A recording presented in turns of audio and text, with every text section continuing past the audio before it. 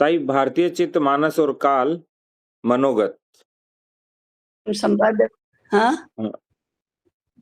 हाँ गांधी हाँ। के अगस्त 1942 के अंग्रेजों भारत छोड़ो आंदोलन के कुछ समय पूर्व से ही मैं देश के स्वतंत्रता आंदोलन से पूर्ण रूप से प्रभावित हो चुका था। उस समय मैंने जीवन के 20 वर्ष पूरे किए थे। अगस्त 1942 में हम दो चार मित्रों, जिसमें मित्र जगदीश प्रसाद मित्तल प्रमुख थे, उत्तर प्रदेश से भारत छोड़ो आंदोलन के लिए कांग्रेस के अखिल भारतीय सम्मेलन में भाग लेने के लिए मुंबई गए। मैंने उससे पूर्व 1930 का लाहौर कांग्रेस का अधिवेशन देखा था, परंतु मुंबई के सम्मेलन का स्वरूप और अपेक्षाएं एकदम नई थी। सम्मेलन में हमें दर्शक के रूप में भाग लेने का अवसर मिला। हमें वहां की संपूर्ण कार्रवाई देखने का भी अवसर मिला और सभी भाषण सुने। 8 अगस्त की सायंकाल का गांधी जी का 2.25 घंटे का भाषण तो मुझे आज भी कुछ कुछ याद है। उन्होंने प्रथम 1.5 घंटा हिंदी में भाषण दिया, पौन घंटा अंग्रेजी में भाषण दिया। सम्मेलन में 50 सहस्त्र से अधिक भीड़ थी। सभी उपस्थित लोगों से, सभी भारतवासियों से तथा विश्व के सभी देशों से गांधी जी का मुख्य निवेदन तो यही था कि वे सभी भारत और अंग्रेजों के वार्तालाप में सहायक हों। तो गांधी जी ये कह रहे थे कि भारत और अंग्रेजों के मध्य वार्तालाप होना चाहिए, पूरे विश्व के देशों का। ठीक है, विश्व के देशों का होना चाहिए था। हमारे जैसे अधिकांश लोगों ने उस समय विचार किया कि आंदोलन का प्रारंभ तो कुछ समय बाद ही होगा, परंतु दूसरे ही दिन सवेरे 5 से 6 बजे पूरे मुंबई में हलचल शुरू हो गई। मुंबई से बाहर जाने वाली रेलगाड़ियां दोपहर बाद तक बंद रहीं। अंग्रेज और भारतीय पुलिस व्यापक रूप से लोगों की गिरफ्तारी करती रही। अंततः 9 अगस्त को शाम तक हमें दिल्ली जाने की गाड़ी मिल गई, परंतु रास्ते भर हलचल थी, गिरफ्तारियां हो रही थी। हम में से अधिकांश लोग अपनी अपनी जगह पहुंचकर अंग्रेजों भारत छोड़ो आंदोलन शुरू करने वाले थे। दिल्ली पहुंचकर मैं अन्य साथियों के साथ आसपास के क्षेत्रों में चल रहे आंदोलन से जुड़ गया। कितने ही महीने इसी तरह संलग्न रहा। उस बीच अनेक गांवों और कस्बों में भी गया, वहां लोगों के घरों में भी रहा। वहीं से भारत के सामान्य जीवन के साथ मेरा परिचय आरंभ हुआ। दिसंबर 1942 में अनेक घनिष्ठ मित्रों ने सलाह दी कि मुझे आंदोलन के काम के लिए मुंबई जाना चाहिए। इसलिए 1943 में मैं मुंबई गया, वहां रहा। आंदोलन का साहित्य लेकर वाराणसी और पटना भी गया। मुंबई में गांधी जी के निकटस्थ स्वामी आनंद ने मेरे रहने खाने की व्यवस्था कर दी थी। ये अलग अलग लोगों से मेरा परिचय भी कराते थे। वस्तुतः मेरा मुंबई के साथ परिचय तो उनके कारण ही हुआ। मुंबई में ही मैं सुचेता कृपलानी से भी 1-2 बार मिला और उसी प्रकार गिरधारी लाल कृपलानी से भी मिलना हुआ। उस समय मैं खादी की धोती और कुर्ता पहनता था। स्वामी आनंद के आग्रह आदि से मैंने पतलून आदि नहीं पहना। मार्च 1942 में मैं मुंबई से दिल्ली और उत्तर प्रदेश गया। अप्रैल 1943 में दिल्ली से चांदनी चौक पुलिस थाने में मेरी गिरफ्तारी हुई। लगभग 2 महीने मैं अलग अलग थानों में रहा। वहां मेरी गहन पूछताछ हुई और धमकाया भी गया, यद्यपि मारपीट नहीं हुई। जून 1943 में मुझे सरकार के आदेशानुसार दिल्ली से निष्कासित किया गया। 1 आध वर्ष बाद यह निष्कासन समाप्त हुआ। लंबे अरसे से मेरा मन गांव में जाकर रहने का और काम करने का था। मेरे एक पारिवारिक मित्र गोरखपुर जिले के 1000 एकड़ जितने विशाल फार्म के मैनेजर थे। ताई गोरखपुर में कुछ तो विशेष है, गीता प्रेस, भाई जी, फिर माननीय मुख्यमंत्री जी और ये भी कुछ है ताई वहां की भूमि में। अच्छा। उन्होंने मुझे फार्म पर आकर रहने के लिए निमंत्रण दिया। यह फार्म सुंदर तो था ही, परंतु यहाँ रहने वालों को कसकर परिश्रम करने की सलाह थी। गांव जैसा सामूहिकता का वातावरण यहाँ तो नहीं था। वहां गांव के लोगों से मिलने की बात करने का अवसर भी नहीं मिलता था। परंतु एक बात मैंने देखी कि वहां लोग निर्धन होने के बाद भी प्रसन्न चित्त दिखाई देते थे। 1 वर्ष बाद जून अथवा जुलाई 1944 में मैंने यह फार्म छोड़कर मैं वापस आ गया। तत्काल ही मेरठ के मित्रों ने मुझे श्रीमती मीराबेन के पास जाने की सलाह दी। मीराबेन रुड़की के निकट एक आश्रम स्थापित करने का विचार कर रही थी। बात सुनकर पहले तो मैंने मना करने का प्रयास किया, परंतु मित्रों के आग्रह के कारण अक्टूबर 1944 में मैं मीराबेन के पास चला गया। रुड़की से हरिद्वार की दिशा में 7-8 मील दूर गांव वालों ने मीराबेन को आश्रम निर्माण करने के लिए जमीन दी थी। आश्रम हरिद्वार से 12 मील दूर था। आश्रम का नाम दिया किसान आश्रम। ये आज भी है ना ताई? हाँ, आज भी होगा। यहीं से मेरा ग्राम जीवन और उसके रहन सहन के साथ परिचय शुरू हुआ। उसकी कुशलताएं और अपने व्यवहार, रहन सहन, उपाय ढूंढ निकालने की योग्यता मुझे यहीं जानने को मिली। मैं 3 वर्ष किसान आश्रम में रहा। उसके बाद पाकिस्तान से आए शरणार्थियों के पुनर्वसन का कार्य चलता था। उसमें सहयोग के लिए मैं दिल्ली आ गया। इस दौरान अनेक लोगों से मेरा परिचय हुआ। उसमें मुख्य थी कमला देवी चट्टोपाध्याय और डॉक्टर राम मनोहर लोहिया। 1947 से 49 के समय श्री राम स्वरूप, श्री सीताराम गोयल, श्री राम कृष्ण चांदी वाले उनके घर में महीने रहे। श्री नरेंद्र दत्त, श्रीमती सवर्णा दत्त, श्री लक्ष्मीचंद जैन, श्री रूप नारायण, श्री एस.के. सक्सेना, श्री ब्रजमोहन तूफान, श्री अमरेश सेन, श्री गोपाल कृष्ण आदि से मेरी मित्रता हुई। दिल्ली में भारतीय सेना के कुछ अधिकारियों ने कहा कि फिलिस्तीन के यहूदी इजराइल नामक छोटा देश बना रहे हैं, वहां सामूहिकता के आधार पर जीवन रचने करने का महत्वपूर्ण प्रयास कर रहे हैं। उन लोगों ने इतने आकर्षक ढंग से उसका वर्णन किया कि मैंने इजराइल जाकर देखने का निर्णय लिया।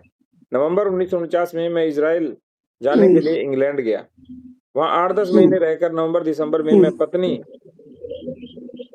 फिलिस के साथ इजराइल और अन्य देशों में गया। पत्नी फिलिस? हाँ, वो इंग्लैंड के हैं। पत्नी उनकी इंग्लैंड की थी ताई? हाँ, अंग्रेज थे। और ठीक है, तो वो जीवित है? वो तो है या नहीं अभी? उनकी 2 बेटियां और 1 बेटा है। एक बेटी यहाँ आ गई है, बाकी दोनों उधर ही हैं।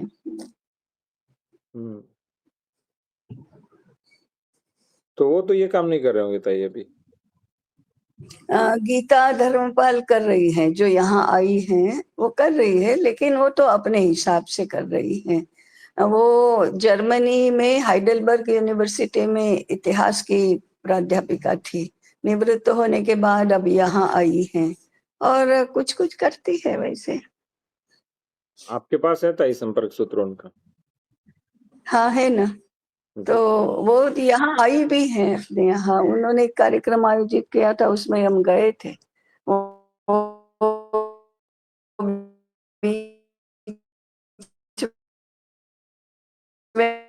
भाई को और अमित शाह को पर्सनल पत्र लिखो धर्मपाल जी को पद्मश्री देने के लिए। जी तो मैंने मना कर दिया। हाँ, मैं करके जनवरी 1940 में मैं और फिलिस ऋषिकेश के निकट निर्माणाधीन मीरा बहन के पशु लोक पहुंचे। वहां मीरा बहन ने मेरे और अन्य मित्रों और सविशेष मार्क्सवादी मित्र जयप्रकाश शर्मा के साथ मिलकर एक नए छोटे गांव की रचना की शुरुआत की। उसका नाम रखा बापू ग्राम। बापू से ताई बहुत प्रभावित थे सब लोग। हाँ? क्या? बापू से बहुत प्रभावित थे सभी।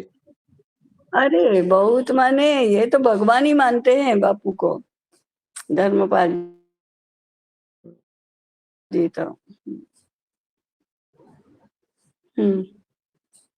और जवाहरलाल का नाम आते ही मुट्ठी भींचते हैं, दांत भींचते हैं। बताइए उनको तो बस कुछ नहीं, नियति होती है ना, 7.5 होती है ना। तो देश की 7.5 ऐसी थी कि वो 7.5 दशक तक चली। हाँ, उसमें सभी पहाड़ी और मैदानी जाति के लोग साथ रहेंगे ऐसा प्रयास किया। यह भी ध्यान रखा कि लोग अत्यंत निर्धन हो, परंतु उसके कारण गांव की रचना का काम अधिक कठिन हो गया। गांव के लोगों के कष्ट बढ़े। गांव में 500 एकड़ जमीन थी। किंतु अनेक पानी। जंगली जानवर वहां घूमते थे। हाथी भी वहां आता जाता था। इसलिए प्रारंभ में खेती बहुत दुष्कर थी। खेती में कुछ बचता ही नहीं था। आज भी यह गांव जैसे तैसे टिका हुआ है।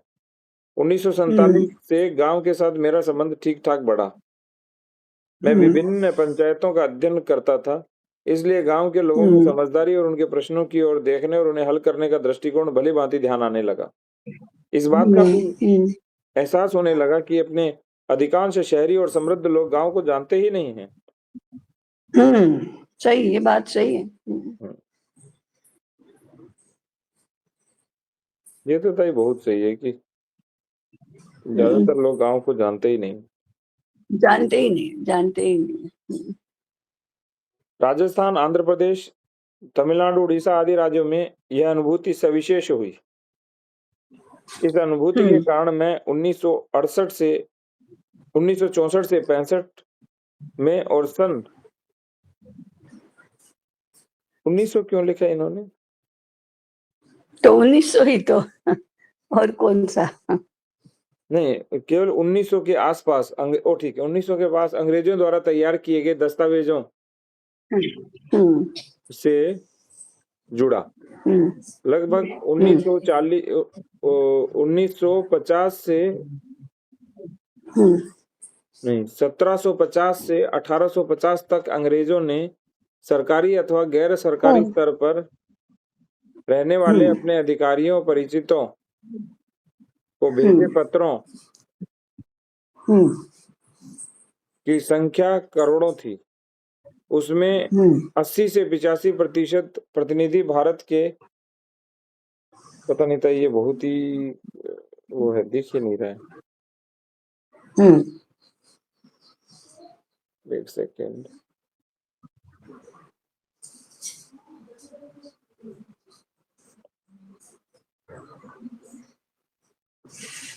लगभग 1750 से 1850 तक अंग्रेजों ने सरकारी अथवा गैर सरकारी स्तर पर इंग्लैंड में रहने वाले अपने अधिकारियों तथा परिचितों को लिखे पत्रों की संख्या शायद करोड़ों दस्तावेजों में होगी। उसमें 80 से 85% की प्रतिलिपियां भारत के कोलकाता, मद्रास, मुंबई, दिल्ली, लखनऊ आदि के अभिलेखागारों में भी है। लंदन की ब्रिटिश इंडिया ऑफिस में और अन्य अनेक अभिलेखागारों में 5 से 7% ऐसे भी दस्तावेज होंगे जो भारत में नहीं होंगे। उनमें से बहुत से ऐसे हैं जिनके अध्ययन से अंग्रेजों ने भारत में क्या किया यह समझ में आता है। उस समय के इंग्लैंड के समाज और शासन तंत्र की यदि हमें जानकारी होगी तो अंग्रेजों ने भारत में जो किया उसे समझने में सहायता मिल सकती है। 1947 से ही जब मैं award association of voluntary agency for rural development का मंत्री बना, तब से ही अनेक प्रकार से सीखने का अवसर मिला। अनेक व्यक्तियों की अनेक प्रकार से सहायता भी मिली। उनमें थे श्री अन्ना साहब सहस्त्रबुद्धे और श्री जयप्रकाश नारायण।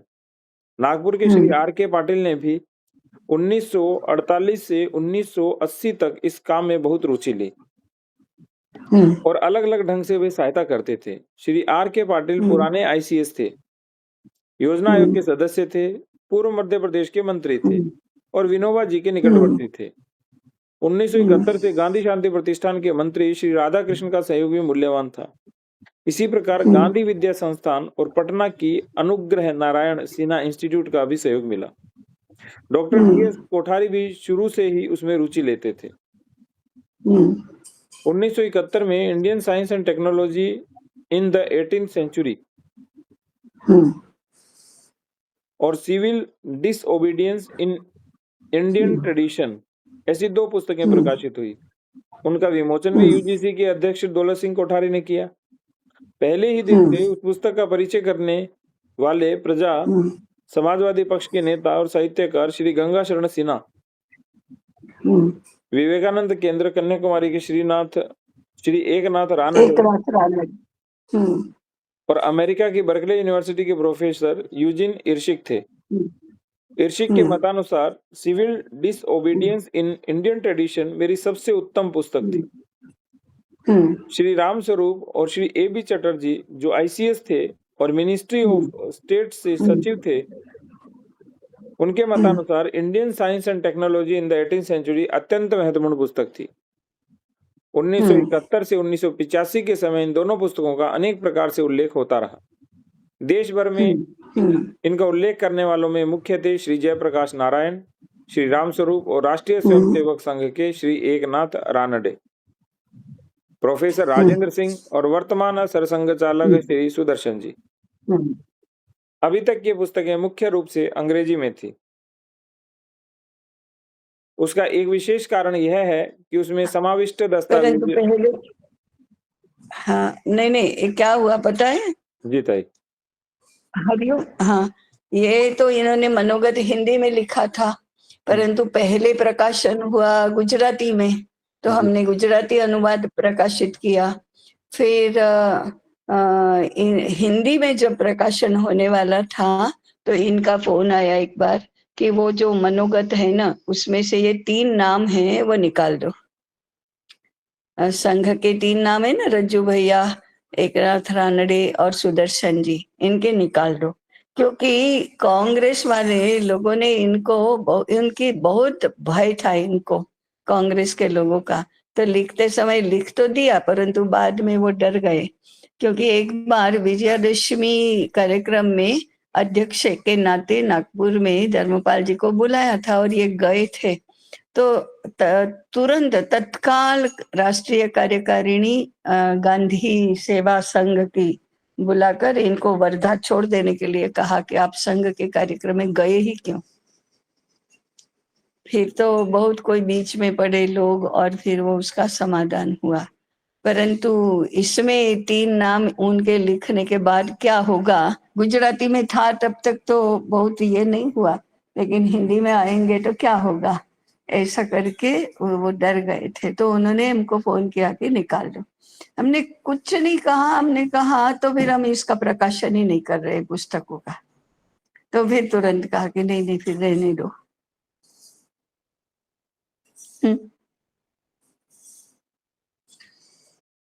हाँ, अरे वो बहुत डरपोक थे। ऐसी प्रसिद्धि चाहना और क्या कि हम जिसको, सत्य नहीं बोल सके, हाँ हाँ हाँ सत्य भाषण नहीं कर सके, फिर ऐसा क्या काम था। हाँ हाँ, तो इतने, मैंने इतने, वो एक तो कांग्रेस से बहुत डरते थे और वर्धा में रहते थे ना, तो क्या होगा फिर, कहाँ जाएंगे ऐसे। थोड़ा सा तो पैरासाइट थे ही, परजीवी थे। और फिर तो क्या आयु भी हो गई थी, कहाँ जाएंगे क्या करेंगे ऐसा करके। फिर ऐसा मैंने सुना है, मुझे कोई उसके लिए पूरा प्रमाण नहीं है, मैं या ऐसे किसी ने नहीं कहा है।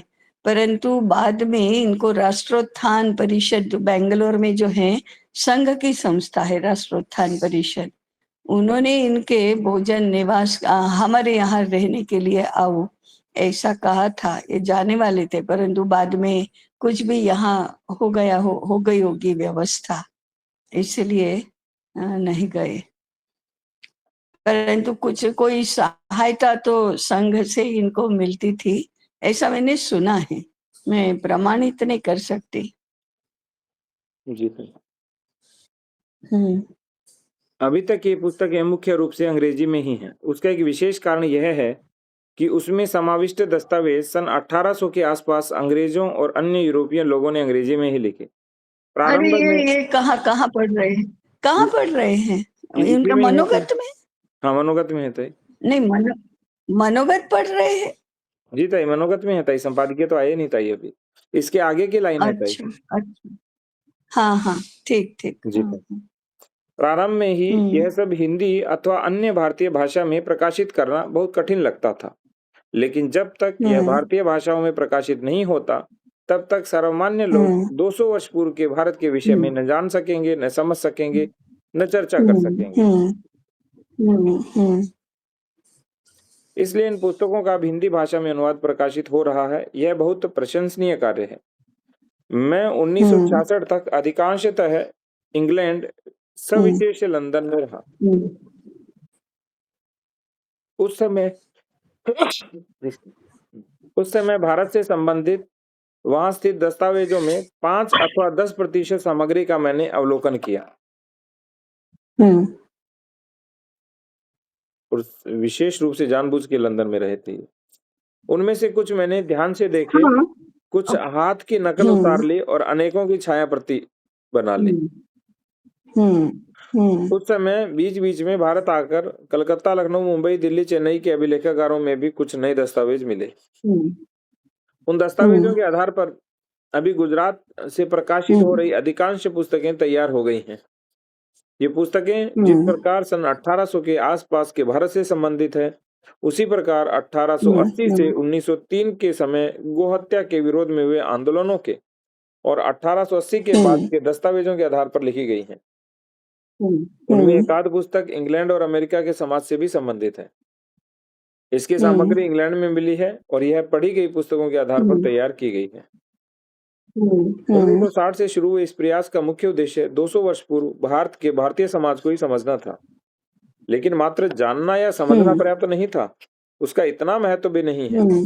महत्व तो यह जानने और समझने का है कि अंग्रेजों से पूर्व का स्वतंत्र भारत, जहां उसकी स्थानिक इकाइयां अपनी दृष्टि और आवश्यकता के अनुसार अपना समाज चलाती थी, वो कैसा रहा होगा। तो यही था, ये आपने बताया आज। अचानक 1964 से 65 में चेन्नई के एग्मोर अभिलेखागार में ऐसी सामग्री मुझे मिली और ऐसी ही सामग्री इंग्लैंड में उससे भी सरलता से मिली। यदि मैं पोर्तुगल और हॉलैंड की भाषा जानता तो 16वीं और 17वीं सदी में वहां भारत के विषय में क्या लिखा गया यह जान पाता। तो ये तो आज भी कर सकते हैं हम। आज भी कर सकते हैं ना। खोजने के बाद भी 40 वर्ष पूर्व भारतीय भाषाओं में इस प्रकार के वर्णन नहीं मिले। 40 वर्ष पूर्व कहाँ से मिलेंगे? कोई ब्रिटिश रहने देंगे क्या?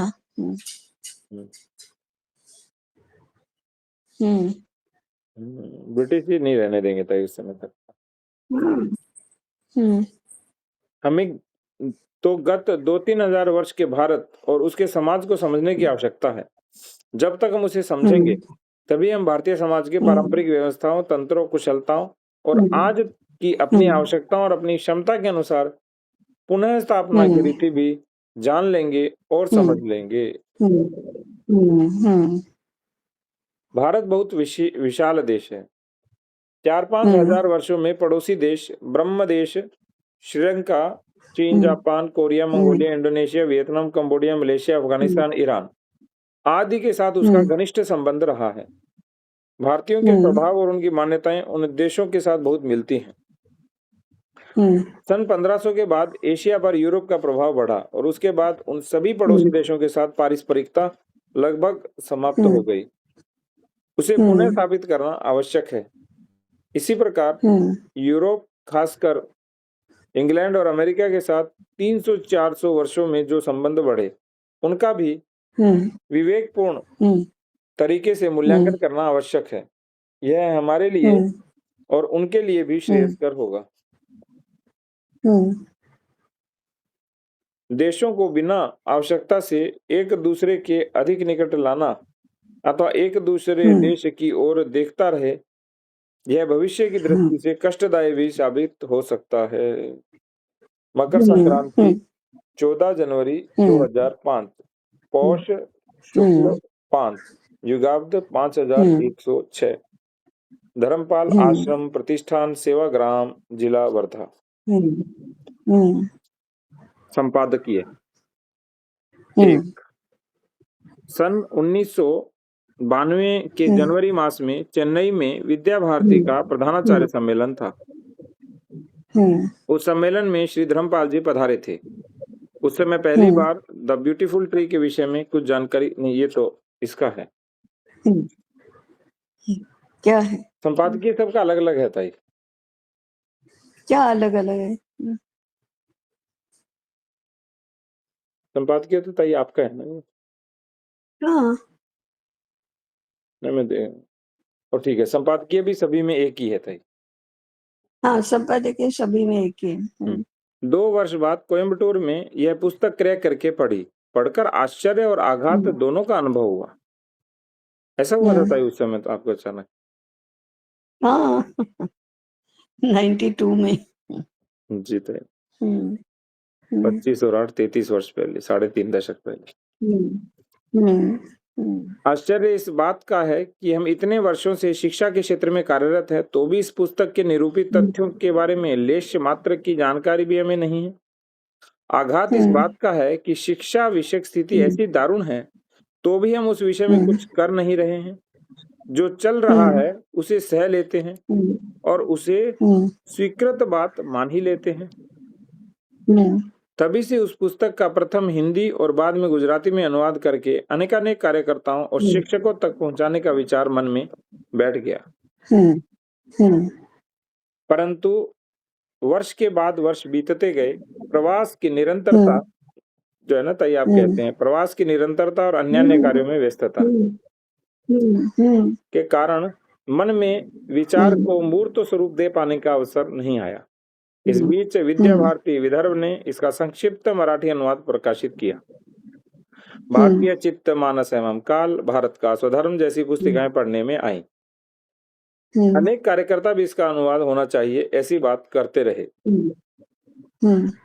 इस बीच पूजनीय हितरुचि विजय महाराज जी ने गोवा के the other India book press द्वारा प्रकाशित 5 पुस्तकों का संच दिया और पढ़ने का आग्रह भी किया।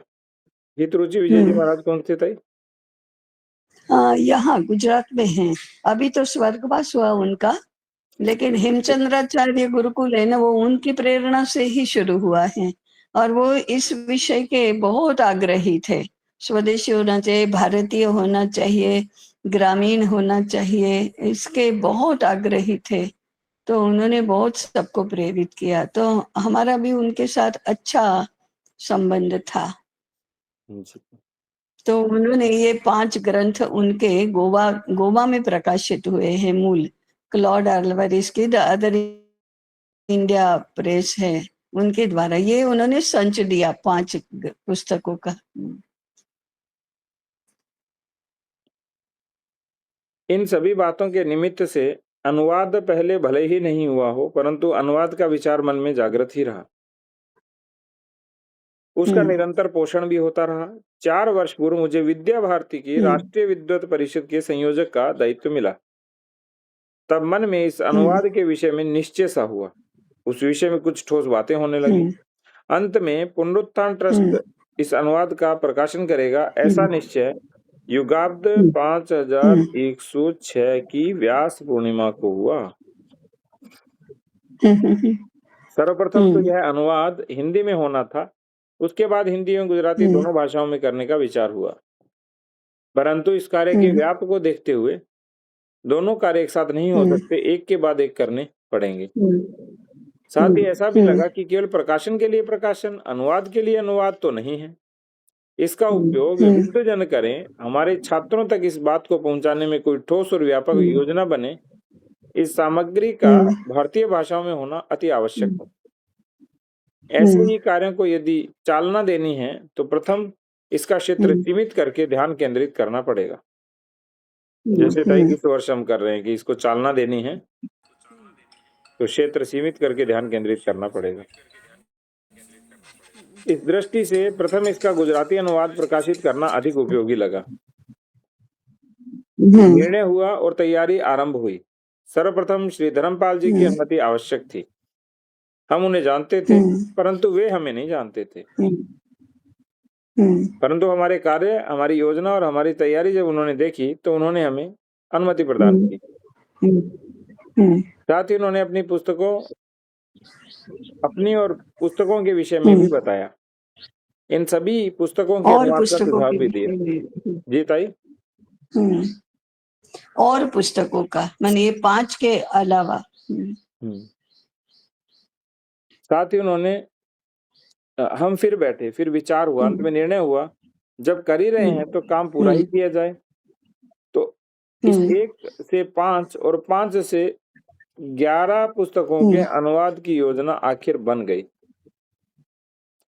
योजना तो बन गई, परंतु काम बड़ा विस्तृत था। भिन्न भिन्न प्रकाशकों द्वारा प्रकाशित मूल अंग्रेजी पुस्तकें प्राप्त करना, उन्हें पढ़ना, उनमें से चयन करना, अनुवादक निश्चित करना आदि समय लेने वाला काम था।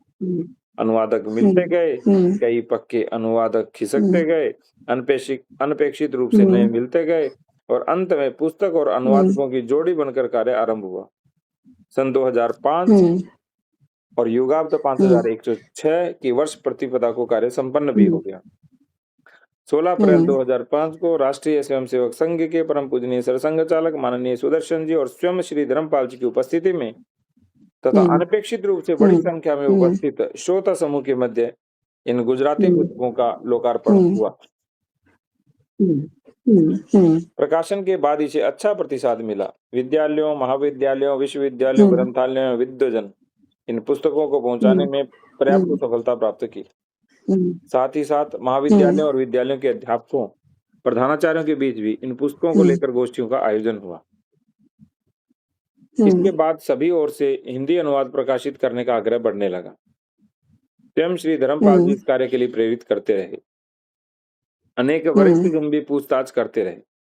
अंत में इन ग्रंथों के हिंदी अनुवाद का प्रकाशन तय हुआ।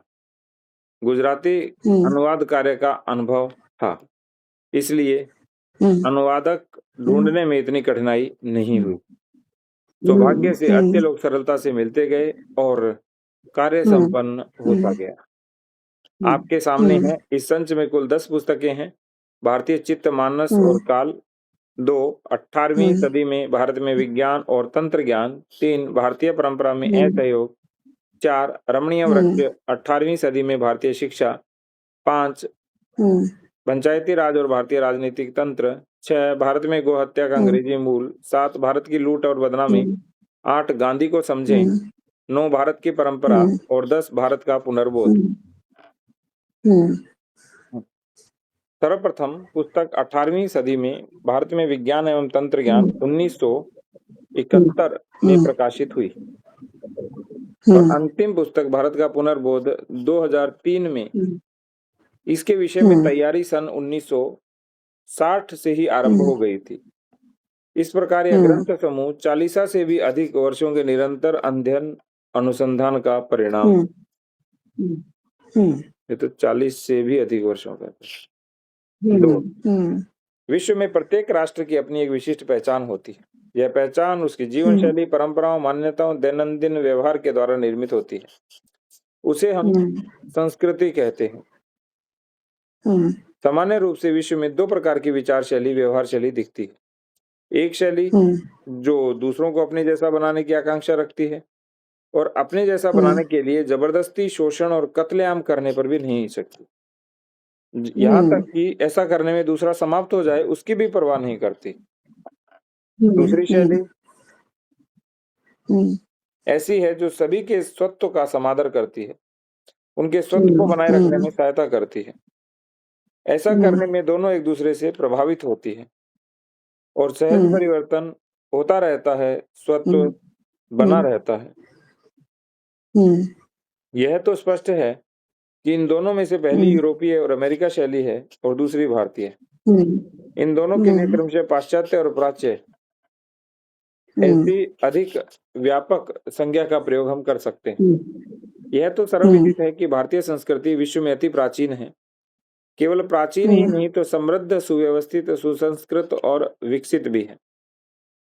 परंतु आज 500 वर्ष पूर्व यूरोप ने विस्तार करना शुरू किया। समग्र विश्व में फैल जाने की उसकी आकांक्षा थी। विश्व के अन्य देशों के साथ भारत भी उसका लक्ष्य था। इंग्लैंड में ईस्ट इंडिया कंपनी बनी, वह भारत में आई। समुद्र तटीय प्रदेशों में उसने व्यापारिक केंद्र बनाए और उन केंद्रों को किले का नाम और रूप दिया। उनमें सैन्य भी रखा। धीरे धीरे व्यापार और प्रदेश जीतने और अपने कब्जे में लेने का काम शुरू किया। साथ ही साथ ईसाईकरण भी शुरू किया। सन 1820 तक लगभग संपूर्ण भारत अंग्रेजों के कब्जे में चला गया। भारत को अपने जैसा बनाने के लिए अंग्रेजों ने यहाँ की सभी व्यवस्थाओं, प्रशासकीय, शासकीय, सामाजिक, सांस्कृतिक, आर्थिक, व्यावसायिक, शैक्षिक और नागरिक को तोड़ना शुरू किया। उन्होंने नए कायदे कानून बनाए, नई व्यवस्थाएं बनाई, संरचना का निर्माण किया, नई सामग्री और नई पद्धति की रचना की और जबरदस्ती से उसका अमल भी किया। यह भी सच है कि उन्होंने भारत में आकर जो कुछ किया उसमें से अधिकांश तो इंग्लैंड में अस्तित्व में था। इसके कारण भारत दरिद्र होता गया। भारत में वर्ग संघर्ष पैदा हुए, लोगों का आत्मसम्मान और गौरव नष्ट हो गया। मौलिकता और सृजनशीलता कुंठित हो गई, मूल्यों का ह्रास हुआ, मानवीयता का स्थान यांत्रिकता ने ले लिया, सर्वत्र दीनता व्याप्त हो गई, लोग स्वामी के स्थान पर दास बन गए। ऐसे विराट राक्षसी अमानुषी व्यवस्था के पुर्जे बनते गए, जिन्हें वे बिल्कुल मानते ही नहीं थे, समझते ही नहीं और स्वीकार भी नहीं करते थे, क्योंकि ये उनके स्वभाव के अनुकूल नहीं था।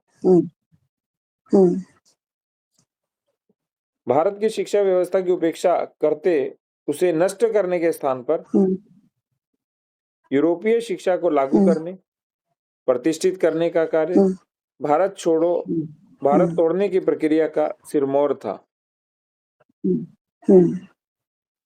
क्योंकि यूरोपीय शिक्षा प्राप्त लोगों के विचार, मानस, व्यवहार, दृष्टिकोण सभी कुछ परिवर्तित होने लगे। उसका परिणाम सर्वाधिक शोचनीय और घातक हुआ। हमें दासता रास आने लगी, दैन्य करना बंद हो गया। अंग्रेजों का दास बनने में ही हमें गौरव का अनुभव होने लगा। जो भी यूरोपीय है वह विकसित है, आधुनिक है, श्रेष्ठ है, और जो भी अपना है वह निकृष्ट है, हीन है, लज्जास्पद है, गया बीता है, ऐसा हमें लगने लगा। अपनी शिक्षण संस्थाओं में हम यही मानसिकता और यही विचार एक के बाद एक आने वाली पीढ़ी को देते गए। इस दासता की मानसिकता के आगे अपनी विवेकशील तेजस्वी बुद्धि भी दब गई। यूरोपीय या यूरोपीय जैसा बनना ही हमारी आकांक्षा बन गई। देश को वैसा ही बनाने का प्रयास हम करने लगे। अपनी संरचनाएं, पद्धतियां और संस्थाएं वैसी ही बन गई। गांधी 1915 में दक्षिण अफ्रीका से भारत आए, तब भारत ऐसा था। उन्होंने जनमानस को जगाया, प्राण फूंके, उसकी भावनाओं को अपनी वाणी और व्यवहार में अभिव्यक्त कर भारत के लिए योग्य सहस्त्रों वर्षों की परंपरा के अनुसार व्यवस्थाओं, गतिविधियों और पद्धतियों को प्रतिष्ठित किया। भारत को फिर से भारत बनाने का प्रयास किया। स्वतंत्रता के साथ वे स्वराज्य को लाने के लिए भी जूझे, परंतु स्वतंत्रता मात्र का सत्ता हस्तांतरण ही बनकर रह गया। उसके साथ स्वराज नहीं आया, और सुराज्य की तो कल्पना ही नहीं कर सकते हैं। आज हमारी सारी अनवस्था का मूल यह है, हम अपनी जीवन शैली चाहते ही नहीं हैं। स्वतंत्र भारत में भी हम यूरोप अमेरिका की ओर मुंह लगाए बैठे हैं। यूरोप के अनुयायी बनना हमें अच्छा लगता है, परंतु यह समग्र भारत का सच है नहीं।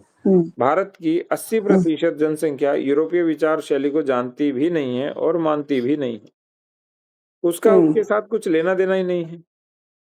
उनके रीति रिवाज, मान्यताएं, पद्धतियां सब वैसी की वैसी हैं। केवल शिक्षित लोग उन्हें पिछड़े और अंधविश्वासी कहकर आलोचना करते हैं, उन्हें नीचा दिखाते हैं और अपने जैसा बनाना चाहते हैं। यही उनका विकास और आधुनिकता की कल्पना है।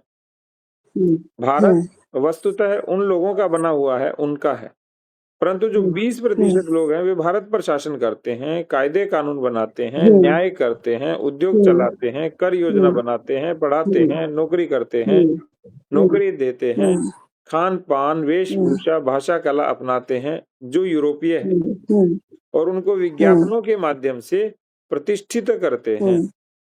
यहाँ के 80% लोगों को वे पराये मानते हैं, बोझ मानते हैं, उनमें सुधार लाना चाहते हैं, और वे सुधरते नहीं, इसलिए उनकी आलोचना करते हैं।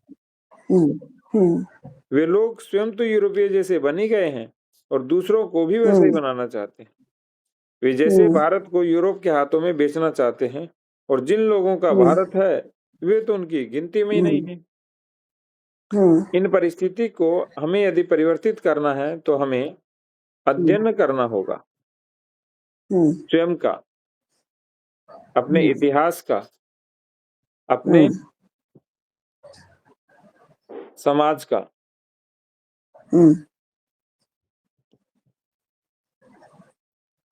क्या है, भारत को क्या तोड़ने त्रुटि है क्या? जी ताई, त्रुटि है क्या? त्रुटि नहीं है ताई, बिल्कुल भी नहीं है त्रुटि इसमें तो, पर है ना, होने का मन कर रहा है, हो जाए इसमें।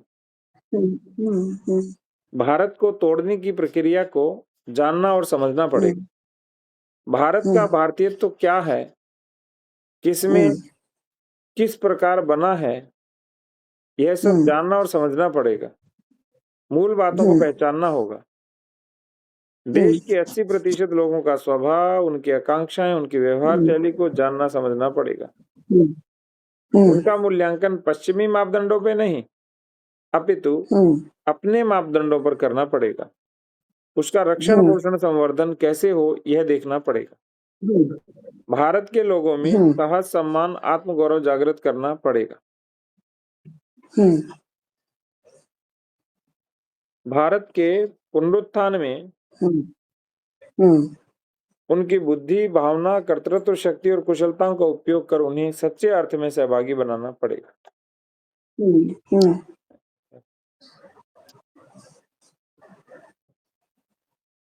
यह सब हमें पाश्चात्य प्रकार की यूनिवर्सिटियों से नहीं, अपितु सामान्य अशिक्षित, अर्ध शिक्षित लोगों से सीखना पड़ेगा। आज भी यूरोप बनने की इच्छा करने वाला भारत जोरों से प्रयास कर रहा है और कुंठाओं का शिकार बन रहा है। भारतीय भारत उलझ रहा है, छटपटा रहा है, शोषित हो रहा है। भाग्य केवल इतना है कि क्षीण प्राण होने पर भी भारतीय भारत गत प्राण नहीं हुआ है। इसलिए अभी भी आशा है उसे सही अर्थ में स्वाधीन बनाकर समृद्ध और संस्कृत बनाने की। 3 भाई, इसको तो हम यानी स्वाधीन और स्वतंत्र, इसमें बार बार कंफ्यूज हो जाता है।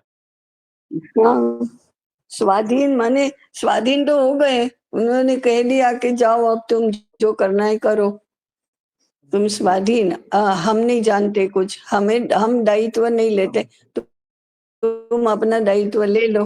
तो स्वाधीन तो हो गए, लेकिन अपना तंत्र कहाँ है, स्वतंत्र कहाँ है? अपना तंत्र तो एक भी नहीं। शिक्षा तंत्र नहीं, राज्य तंत्र नहीं, समाज तंत्र नहीं, अर्थतंत्र नहीं, न्याय तंत्र नहीं, उद्योग तंत्र नहीं, कोई भी तंत्र तो अपना है नहीं। कानून तंत्र नहीं, कोई भी तंत्र अपना नहीं है। इसलिए स्वतंत्र माने अपने तंत्र वाले बनो। स्वतंत्र, स्वराज्य, इसी से सुराज्य आएगा भाई। स्वतंत्र, स्वराज्य, इसी से सुराज्य आएगा भाई। इसी से स्वराज्य आएगा ना। स्वतंत्र बनेंगे तभी स्वराज्य होगा। स्वराज्य तो आया, स्वराज्य कहाँ है? क्योंकि स्व ही नहीं जागृत हुआ। धर्मपाल जी की इन पुस्तकों में इन सभी प्रक्रियाओं का क्रमबद्ध विस्तृत निरूपण किया गया है। अंग्रेज भारत में आए, उसके बाद उन्होंने सभी व्यवस्थाओं को तोड़ने के लिए चालबाजियों को अपनाया, कैसा छल कपट किया, कितने अत्याचार किए और किस प्रकार धीरे धीरे भारत टूटता गया और किस प्रकार परिवर्तित परिस्थितियों का अवस्था से स्वीकार होता गया, उसका अभिलेखों के प्रमाणों सहित विवरण इन ग्रंथों में मिलता है। इंग्लैंड और भारत के अभिलेख लेखाकारों में बैठकर रात दिन उसकी नकल उतारकर परिश्रम कर धर्मपाल जी ने अंग्रेज कलेक्टरों, गवर्नरों, वायसरायों ने लिखे पत्रों, सूचनाओं और आदेशों को एकत्र किया, उनका अध्ययन करके निष्कर्ष निकाले, और एक अध्ययनशील और विद्वान व्यक्ति ही ऐसा कर सकता है। ऐसे साहस से स्पष्ट भाषा में हमारे लिए प्रस्तुत किया। लगभग 40 वर्ष के अध्ययन और शोध का यह प्रतिफल है। परंतु इसके फलस्वरूप हमारे लिए एक बड़ी चुनौती निर्माण होती है, क्योंकि आजकल विश्वविद्यालय में पढ़ाए जाने वाले इतिहास से यह इतिहास भिन्न है। हम तो अंग्रेजों के द्वारा तैयार किए और कराए गए इतिहास को पढ़ते हैं। यह अंग्रेजों ने लिखे लेखों के आधार पर निरूपित इतिहास है। विज्ञान और तंत्र ज्ञान की जो जानकारी उसमें है वह आज पढ़ाई नहीं जाती। कृषि, अर्थव्यवस्था, कर पद्धति, व्यवसाय, कारीगरी आदि की अत्यंत आश्चर्यजनक जानकारियां उसमें है। भारत को आर्थिक रूप से बेहाल और परावलंबी बनाने वाला अर्थशास्त्र आज हम पढ़ते हैं। यहाँ दी गई जानकारियों में स्वाधीन भारत को स्वावलंबन के मार्ग पर चलकर समृद्धि की ओर ले जाने वाले अर्थशास्त्र के मूल सिद्धांतों की सामग्री हमें प्राप्त होती है। व्यक्ति को किस प्रकार गौरवहीन बनाकर दीनहीन बना दिया, इसका निरूपण है। साथ ही उसे संकट से कैसे निकाला जा सकता है, उसके संकेत हैं। संस्कृति और समाज व्यवस्था के मानवीय स्वरूप पर किस प्रकार आक्रमण होता है, किस प्रकार उसे यंत्र के अधीन कर दिया जाता है, इसका विश्लेषण है। साथ ही उसके शिकार बनने से कैसे बचा जा सके, उसके लिए दृढ़ता किस प्रकार प्राप्त होती है, इसका विचार भी प्राप्त होता है। यह सब अपने लिए चुनौती इस रूप में है कि आज हम अनेक प्रकार के अज्ञान से ग्रसित हैं। हमारा अज्ञान कैसा है? शिक्षण विषय के वरिष्ठ अध्यापक सहज रूप से मानते हैं कि अंग्रेज आए और अपने देश में शिक्षा आई। उन्हें जब यह कहा गया कि 18वीं सदी में भारत में लाखों की संख्या में प्राथमिक विद्यालय थे और 400 की जनसंख्या पर एक विद्यालय था, तो वे उसे मानने के लिए तैयार नहीं थे। उन्हें जब द ब्यूटीफुल ट्री दिखाया गया तो उन्हें आश्चर्य हुआ, परंतु रोमांच और आनंद नहीं हुआ। अर्थात उनकी चिति का लोप हो रहा था पूरा। और क्या। शिक्षा अधिकारी, शिक्षा सचिव, शिक्षा महाविद्यालय के अध्यापक अधिकांशतः इन बातों से अनभिज्ञ हैं। कुछ जानते भी हैं तो जानकारी बहुत ही सतही है। यह अज्ञान सार्वत्रिक है, केवल शिक्षा विषय की नहीं अपितु सभी विषयों में है। इसका अर्थ यह हुआ कि हम स्वयं को नहीं जानते, अपने इतिहास को नहीं जानते, स्वयं कोई हानि को भी नहीं जानते और अज्ञानियों के स्वर्ग में रहते हैं। यह स्वर्ग भी अपना नहीं है, उस स्वर्ग में भी हम दास हैं, पश्चिम मुखापेक्षी पराधीन बनकर रह रहे हैं। 4, इस संकट से मुक्त होना तो मार्ग है अध्ययन का। धर्मपाल जी की पुस्तकें अपने पास अध्ययन सामग्री लेकर आई हैं। हम सो रहे हैं तो हमें जगाने के लिए आई है, जागृत हैं तो झकझोरने के लिए आई है, दुर्बल हैं तो सबल बनाने के लिए आई है, क्षीण प्राण हुए हैं तो प्राणवान बनाने के लिए आई है। ये तो अद्भुत भी कहता है, ये तो हर जगह बोल सकते हैं। ये पुस्तकें किसके लिए हैं? ये पुस्तकें इतिहास, अर्थशास्त्र, समाजशास्त्र, शिक्षा शास्त्र, जिसे आज की भाषा में ह्यूमैनिटीज कहते हैं, उनके विद्वानों, चिंतकों, शोधकों, अध्यापकों और छात्रों के लिए है। ये पुस्तकें सही मायने में स्वाधीन, समृद्ध, सुसंस्कृत, बुद्धिमान और कर्तृत्ववान बनाने की आकांक्षा रखने वाले बौद्धिकों, सामान्य जन, संस्थाओं, संगठनों और कार्यकर्ताओं के लिए है। ये पुस्तकें शोध करने वाले विद्वानों और छात्रों के लिए है। प्रश्न यह है कि इन पुस्तकों के पढ़ने के बाद क्या करें? धर्मपाल जी स्वयं कहते हैं कि पढ़कर केवल प्रशंसा के उद्गार अथवा पुस्तकों की सामग्री एकत्र करने के परिश्रम के लिए लेखक को शाबाशी देना पर्याप्त नहीं है। उससे अपना संकट दूर नहीं होगा। आवश्यकता है इस दिशा में शोध को बढ़ाने की। भारत की 18वीं और 19वीं सदी से संबंधित दस्तावेजों में से कदाचित 5-7% का ही अध्ययन इसमें हुआ है। अभी भी लंदन के, भारत की केंद्र सरकार के तथा राज्यों के अभिलेखागारों में ऐसे असंख्य दस्तावेज अध्ययन की प्रतीक्षा में हैं। उन सभी अध्ययन शोध करने वाली की योजना महाविद्यालयों, विश्वविद्यालयों, शैक्षिक संगठनों के और सरकार ने करना आवश्यक है। आवश्यकता के अनुसार इस कार्य के लिए अध्ययन और शोध स्थानीय और देशी प्रकार की संस्थाएं बनाकर भी किया जा सकता है। इसके लिए अध्ययनशील छात्रों की आवश्यकता है। इन छात्रों को मार्गदर्शन और संरक्षण प्राप्त हो, यह देखना चाहिए। साथ ही एक साहसपूर्ण कदम उठाना भी आवश्यक है। विश्वविद्यालय और महाविद्यालयों के इतिहास, समाजशास्त्र, अर्थशास्त्र आदि विषयों के अध्ययन मंडल, बोर्ड ऑफ स्टडीज, विद्वत परिषदों, एकेडमिक काउंसिल्स में इन विषयों का चर्चा करनी चाहिए। पाठ्यक्रमों के आधार पर इसमें परिवर्तन करना चाहिए। यूनिवर्सिटी ग्रंथ निर्माण बोर्ड इसके आधार पर संदर्भ पुस्तकें तैयार कर सकते हैं। ऐसा होगा तभी आने वाली पीढ़ी को यह जानकारी प्राप्त होगी। यह केवल जानकारी का विषय नहीं है, यह परिवर्तन का आधार भी बनना चाहिए। आवश्यकता पड़ने पर इसके लिए व्यापक चर्चा संभव हो, ऐसी गोष्ठियों और चर्चा सत्रों का आयोजन करना चाहिए। इसके आधार पर रूपांतरण कर जन सामान्य तक ये बातें पहुंचानी चाहिए। कथाएं, नाटक, चित्र प्रदर्शनी तैयार कर उस सामग्री का प्रचार प्रसार किया जाना चाहिए। इससे जन सामान्य के मन में स्थित सुषुप्त भावनाओं और अनुभूतियों का यथार्थ प्रतिभा प्राप्त होगा। माध्यमिक और प्राथमिक विद्यालय में पढ़ने वाले किशोर और बाल छात्राओं के लिए उपयोगी वाचन सामग्री इसके आधार पर तैयार की जा सकती है।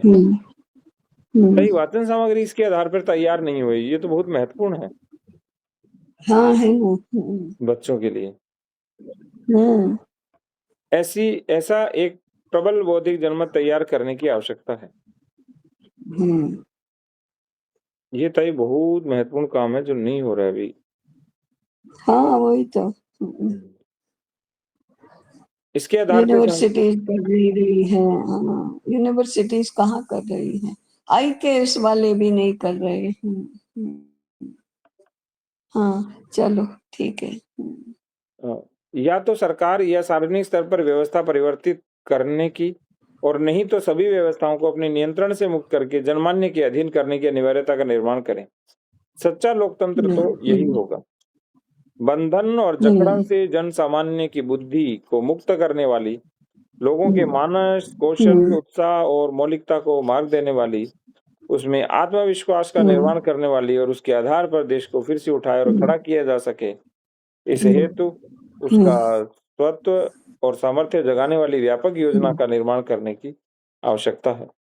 इन पुस्तकों के प्रकाशन का यही प्रयोजन है।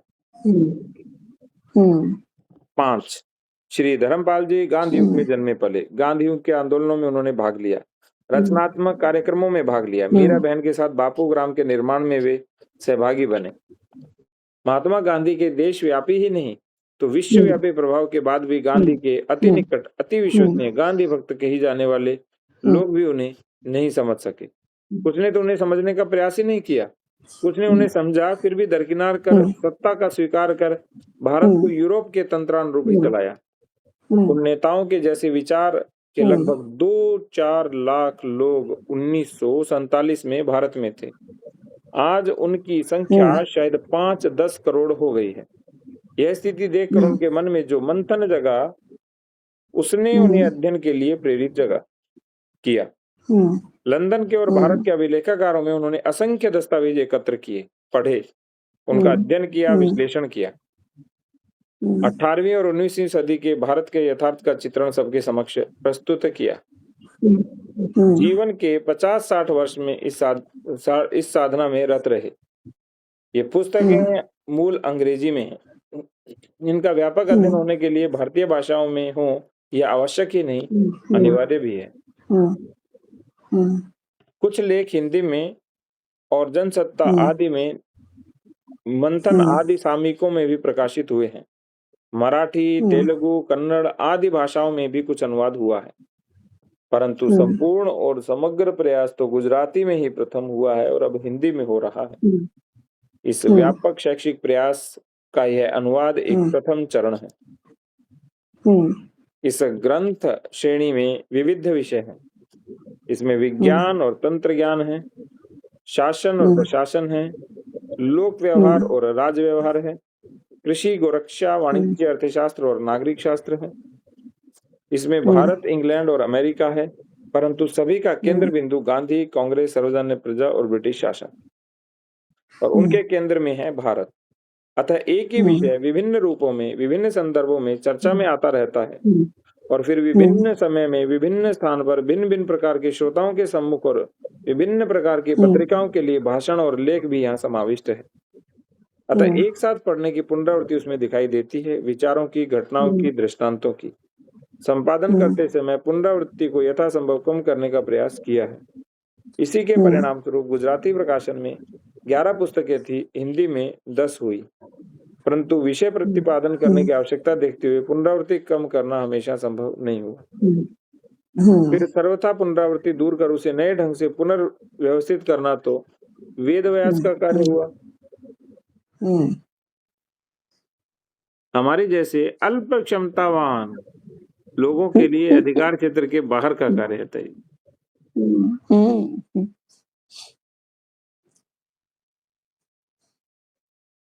ये ताई इसमें लिखना था महाक्षमतावान, आपने त्रुटिपूर्ण लिख दिया इसमें। नहीं भैया, जो लिखा है वो एकदम ठीक है। अतः सभी सुधी पाठकों के नीर शीर विवेक पर विश्वास करके सामग्री यथा तथ्य स्वरूप में ही प्रस्तुत की। यथा तथ्य क्या होता थी? ये पहली बार जैसी है वैसी ही, जैसी है वैसी ही। यहाँ 2 प्रकार की सामग्री है। एक है प्रस्तुत विषय के प्रत्यक्ष रूप से संबंधित, यूरोप के अधिकारियों और बौद्धिकों ने प्रत्यक्षदर्शी प्रमाणों एवं स्वानुभव के आधार पर विभिन्न प्रयोजनों से प्रेरित होकर प्रस्तुत की गई भारत विषयक जानकारी, और दूसरी है धर्मपाल जी ने इस सामग्री का किया हुआ विश्लेषण, उससे प्राप्त निष्कर्ष और उसके प्रकाशित ब्रिटिशर्स के कार्यकलापों और कारनामों का अंतरंग। इसमें प्रयुक्त भाषा 200 वर्ष पूर्व की भाषा है, सरकारी तंत्र की है, गैर साहित्यिक अधिकारियों की है। उन्होंने भारत को जैसा जाना और समझा वैसा उसका निरूपण करने वाली है, और धर्मपाल जी की स्वयं की भाषा भी उससे पर्याप्त मात्रा में प्रभावित है। फलतः पढ़ते पढ़ते कहीं कहीं अनावश्यक रूप से लंबी खींचने वाली शैली का अनुभव आता है तो कोई आश्चर्य नहीं है। और एक बात, अंग्रेजों ने भारत के विषय में जो लिखा वह हमारे मन मस्तिष्क पर इस प्रकार छा गया कि उससे अलग अथवा उससे विपरीत कुछ भी लिखे जाने पर उसे मानेगा ही नहीं, यह संभव है। इसलिए यहाँ छोटी से छोटी बात का भी पूरा प्रमाण देने का प्रयास किया गया है। साथ ही साथ इतिहास लेखन का तो यह सूत्र है कि ना मूलम लिख्यते किंचित, अर्थात बिना प्रमाण के कुछ भी लिखा नहीं जाता। परिणामतः यहाँ शैली आज की भाषा में कही जाए तो सरकारी छाप वाली और पांडित्यपूर्ण है, शोध करने वाले अध्येता की है। प्रमाणों के विषय में तो आज भी स्थिति यही है कि इसमें ब्रिटिशर्स के द्वारा स्वयं के द्वारा दिए गए प्रमाण है। इसलिए पाठकों को मानना ही पड़ेगा कि इस विषय में हम आश्वस्त रह सकते हैं। आज भी उसका तो इलाज करना आवश्यक है। साथ ही पाठकों का एक ऐसा वर्ग है जो भारत के विषय में भावात्मक या भक्तिभावपूर्ण बातें पढ़ने का आदी है, अथवा वैश्विक परिप्रेक्ष्य में लिखा गया अर्थात अमेरिका के दृष्टिकोण से लिखा गया विचार पढ़ने का आदी है। इस परिप्रेक्ष्य में विषय संबंधी पारदर्शी ठोस तर्कनिष्ठ प्रस्तुति हमने इस ग्रंथावली में प्राप्त है। अनेक विषयों में अनेक प्रकार से हमें बुद्धिनिष्ठ होने की आवश्यकता है, इसकी प्रतीति भी इसमें होती है। 7, अनुवादकों तथा जिन जिन लोगों ने पुस्तक मूल अंग्रेजी में पढ़ी है अथवा अनुवाद के विषय में जाना है, उन सभी का सामान्य प्रतिभाव यह है कि इस काम में बहुत विलंब हुआ है, यह बहुत पहले होना चाहिए था। अर्थात सभी को यह कार्य अति महत्वपूर्ण लगा, सभी पाठकों को भी ऐसा लगेगा, ऐसा विश्वास है। अनुवाद का यह कार्य चुनौतीपूर्ण है।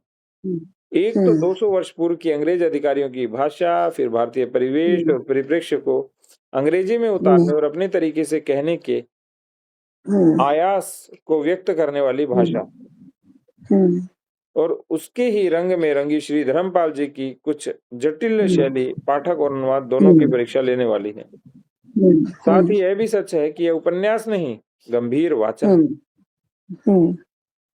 संक्षेप में कहा जाए तो 18वीं और 19वीं सदी में 200 वर्षों का भारत केवल राजकीय नहीं अपितु सांस्कृतिक इतिहास है। 8, इस ग्रंथावली के गुजराती अनुवाद कार्य में धर्मपाल जी साक्षी रहे। उसका हिंदी अनुवाद चल रहा था, तब वे समय समय पर प्रतीक्षा करते रहे, परंतु अचानक ही 24 अक्टूबर 2006 को उनका स्वर्गवास हो गया। स्वर्गवास के 8 दिन पूर्व तो उनसे बात हुई थी। आज हिंदी अनुवाद के प्रकाशन के अवसर पर वे अपने बीच विद्यमान नहीं है।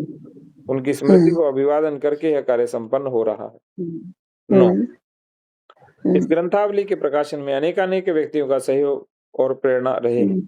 उन सभी के प्रति कृतज्ञता ज्ञापन करना हमारा सुखद कर्तव्य है। अनेकानेक कार्यकर्ता एवं विशेष रूप से राष्ट्रीय स्वयंसेवक संघ के सह कार्यवाह माननीय सुरेश सोनी जी की प्रेरणा, मार्गदर्शन, आग्रह एवं सहयोग के कारण इस ग्रंथावली का प्रकाशन संभव हुआ। अतः प्रथमतः हम उनके आभारी हैं। सभी अनुवादकों ने अपने अपने कार्य क्षेत्र में अत्यंत व्यस्तता होने पर भी समय सीमा में अनुवाद कार्य पूर्ण किया, तभी समय से प्रकाशन संभव हुआ। उनके परिश्रम के लिए हम उनके आभारी हैं। यह ग्रंथावली गुजरात में प्रकाशित हो रही है, इसकी भाषा हिंदी है। हिंदी भाषी लोगों पर भी गुजराती का प्रभाव होना स्वाभाविक है। इसका परिष्कार करने के लिए हमें हिंदी भाषी क्षेत्र के व्यक्तियों की भी आवश्यकता है। जोधपुर के श्री भोपाल जी और इंदौर के श्री अरविंद जावड़ेकर जी ने इन पुस्तकों का साध्यंत पढ़कर परिष्कार किया, इसलिए हम उनके प्रति कृतज्ञता ज्ञापित करते हैं। अच्छे मुद्रण के लिए साधना मुद्रणालय ट्रस्ट के श्री भरत भाई पटेल और श्री धर्मेश पटेल ने भी जो परिश्रम किया, इसके लिए हम उनके आभारी हैं। पुनरुत्थान के सभी कार्यकर्ता तो तन मन से इसमें लगे ही हैं। इन सभी के सहयोग से ही इस ग्रंथावली का हम प्रकाशन कर रहे हैं। 10 सुधी पाठक देश की वर्तमान समस्याओं के निराकरण की दिशा में विचार विमर्श करते समय नई पीढ़ी को इस देश के इतिहास में अंग्रेजी भूमिका का सही आकलन करना सिखाते समय इस ग्रंथावली सामग्री का उपयोग कर सकेंगे, यह प्रयास सार्थक होगा। साथ ही निवेदन है कि इस ग्रंथावली में अनुवाद या मुद्रण के दोषों की ओर हमारा ध्यान अवश्य आकर्षित करें, इसके लिए हम बहुत आभारी होंगे। इति शुभम। वसंत पंचमी युगाब्द 5108 26 जनवरी 2007।